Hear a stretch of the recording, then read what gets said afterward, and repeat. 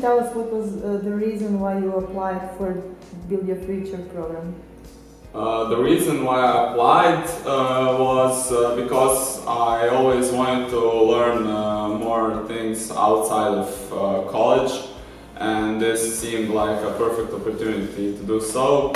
I like to meet like-minded people and communicate new ideas. Because I had an idea for making my own business, and I studied at technical faculty, so I didn't know a lot about entrepreneurship, so I wanted to learn more about it.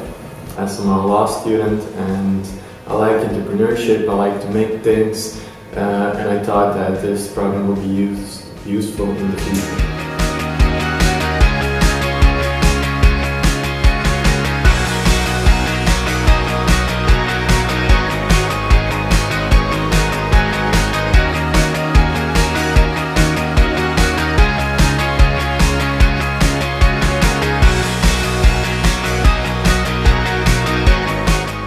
My passions are helping and participating in civil society.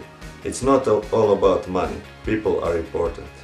And that is kind of my passion because I like teamwork, I like working on projects which will generate some added value to someone. My passion is fine art. I like to express myself in different materials and media.